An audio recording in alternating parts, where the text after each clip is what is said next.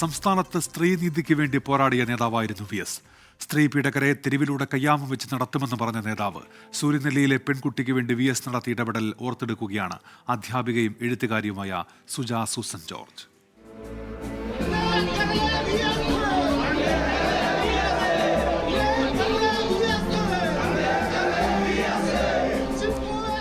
നീതി നിഷേധത്തിന്റെ നാളുകളിൽ നീതിക്കായി പൂത്തുലഞ്ഞ പൂമരം, പോരാടാൻ കെൽപ്പില്ലാത്തവരെ ചേർത്ത് നിർത്തിയ വൻമരം, ആശ്വാസത്തണലിലേക്ക് കണ്ണീരുമായി എത്തിയവർക്ക് വി.എസ്. ഒരു സ്നേഹസ്പർശം. ഇടറിയ വാക്കുകളിൽ സൂര്യനെല്ലിയിലെ പെൺകുട്ടിയുടെ കുടുംബത്തിന്റെ അനുഭവം ഓർത്തെടുക്കുകയാണ് സുജാ സൂസൻ ജോർജ്. തീവ്രമായ അനുഭവമായിരുന്നു. ഒരുപക്ഷെ എൻ്റെ ജീവിതത്തിലെ ഏറ്റവും വൈകാരിക മുഹൂർത്തവും മനസ്സിനെ ഏറ്റവും ആർദ്രമാക്കിയതായൊരു നിമിഷമായിരുന്നു. വി.എസ്. ഒരു ദിവസം എന്നെ ഫോൺ ചെയ്യുന്നത് സംസാരിക്കാൻ ഉണ്ട്, അതുകൊണ്ട് നേരിട്ട് കാണണം. അങ്ങനെ വി.എസിനെ കുട്ടനാട് പാർട്ടി ഓഫീസ് വെച്ച് കാണുന്നു. ഇവിടെ എത്രയോ അലിവുള്ള ഒരു മനുഷ്യൻ, ആർദ്ര ഹൃദയമുള്ള ഒരു മനുഷ്യൻ, ഒരു സാധാരണ വീട്ടിൽ ഉള്ള ഈ പറഞ്ഞ പോലെ മുതിർന്ന ഒരു വീട്ടുകാരുമായിട്ടെല്ലാം അടുപ്പമുള്ള ഒരു മനുഷ്യൻ എങ്ങനെ സംസാരിക്കുമോ അതുപോലെ തോളിൽ തട്ടി അടുത്തിരുന്ന് ശരിക്കും ഇപ്പോഴും ഓർക്കുമ്പോൾ കണ്ണു നിറയുന്ന ഒരു അനുഭവമാണ്. കോടതികൾ കയറിയിറങ്ങുകയായിരുന്നു ആ കുടുംബം.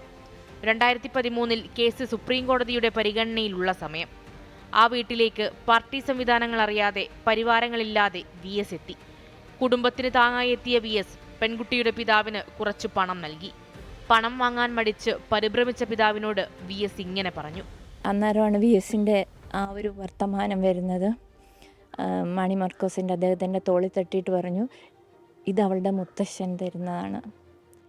എന്നിട്ട് കൂടെ ചേർത്ത ഒരു വാചകം കൂടിയുണ്ട്, ഇത് എനിക്ക് ആരും തന്നതല്ല, ഞാൻ എവിടെ നിന്നും ചോദിച്ചു വാങ്ങിയതല്ല, ഇതെൻ്റെ പെൻഷൻ തുക ഞാൻ മിച്ചം പിടിച്ച് ഉണ്ടാക്കിയ പൈസയാണ്, അത് വാങ്ങിക്കോളൂ എന്ന് പറഞ്ഞ് അവർക്ക് ആ പണം അവർക്ക് അത്യാവശ്യമായിരുന്നു ആ സമയത്ത്. പക്ഷേ ആ പണത്തിനേക്കാളിലൊക്കെ എത്രയോ മടങ്ങ് അവരുടെ ജീവിതത്തെ മുഴുവൻ ആശ്വസിപ്പിക്കുകയും ചേർത്ത് പിടിക്കുകയും എന്തിന് കണ്ടു നിന്നതിനെ പോലും ജീവിതം മുഴുവനും സ്വാധീനിക്കുകയും ചെയ്ത ഒരു ചെറിയ സന്ദർഭമായിരുന്നു അത്.